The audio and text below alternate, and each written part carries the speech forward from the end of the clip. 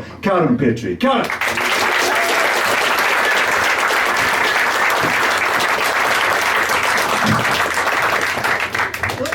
I noticed that he's tangled it up in the stand just to confuse me, so let's go like that. I don't know, he can't get the staff. I'm kind of from Glasgow. So my name's Karen, and I'm from Cooper. Yeah, small cheer there. People actually from Cooper?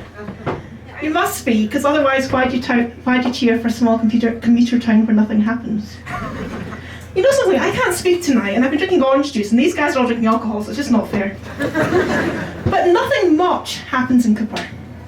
Every morning, I get on a train, 7 a.m, and nothing happens at the train station. It's dull. Until, on the 17th of September last year, I turned up and something exciting happened. No, it wasn't the Hogwarts Express, don't get too excited.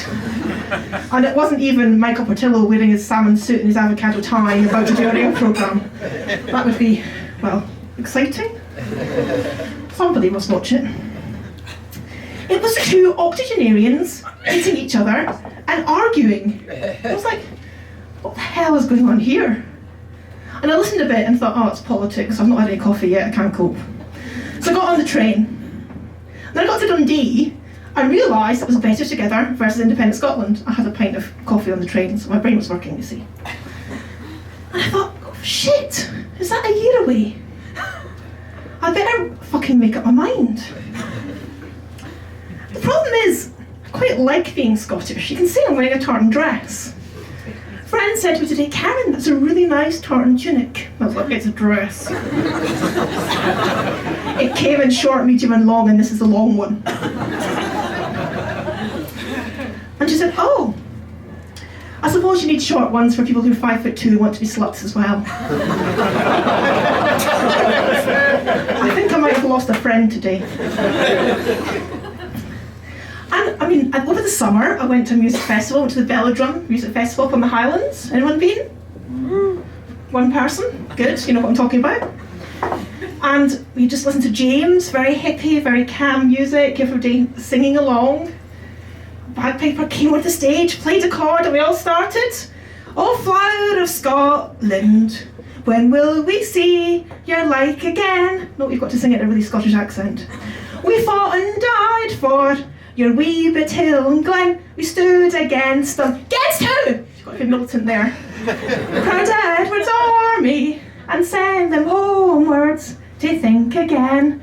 Now I quite enjoyed this sing-song because I know the first verse. And I kind of wish that my life was kind of a Disney movie and people just burst into song regularly. I think it'd be quite good fun. So I'm enjoying myself, singing along. They'll look next to me and look at my husband and realise he looks fucking terrified. Because you see, I've got a very odd view on this whole independence thing, because I'm Scottish, but my husband's English. Well, sort of, he's from Yorkshire. So I have this fear that Hadrian's Wall is going to become like the Berlin Wall, and that I'm not going to be able to see him ever again. And this really terrifies me. I've had nightmares about this.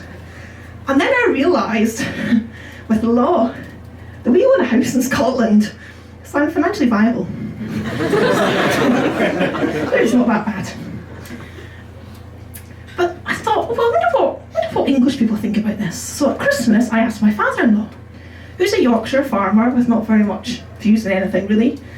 Doesn't really say very much other than about cows. What do you think about independence? And he said, I'm against it. I was like, oh, calm down. Why? Because you're not leaving us with the southern bastards. Okay. That's fair enough. So what would Norman, father-in-law's name, what would make it work for you? And he said, I know what would work. I always think Edinburgh's a bit posh and a bit like London.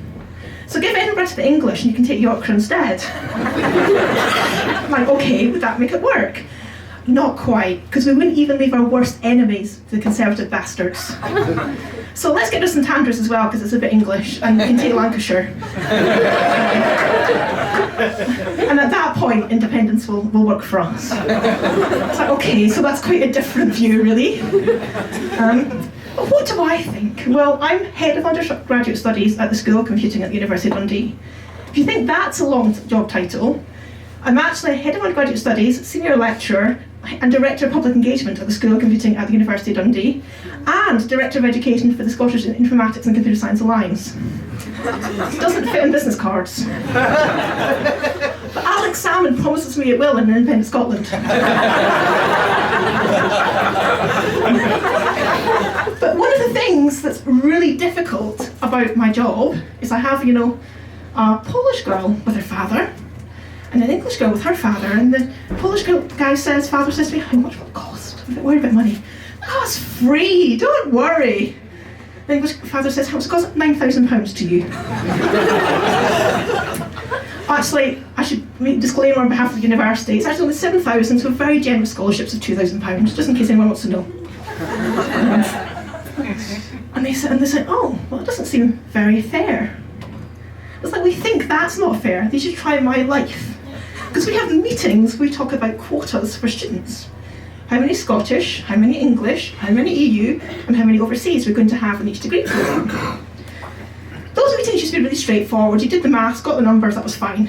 Now you do the maths, you get the numbers, and somebody says, whoa, whoa, whoa, what is Scotland's independent? And you think, oh God, we'll recalculate it. What is Scotland's independent and in the EU? Recalculate it. What is Scotland's independent and not in the EU? Recalculating. What if England's not in the EU but Scotland is? Okay. What if England's in the EU but Scotland's not? Okay, any other options? Yeah, I've got one. What if England becomes the 51st state of the US and China decides that it never saw Scotland as an independent nation, so therefore we're part of China? At that point, the meetings are lasting exponentially long. It's a bit of a maths joke for any geeks in the audience. So my worst case scenario is not that the referendum will go through and Scotland's independent, or that the referendum doesn't go through and Scotland's not independent. It's that the referendum doesn't go through, but there's no viable alternative at the next elections, we all vote for SNP, and then 10 years' time, our meetings are now taking doubly exponential because there's too many options. Thank you.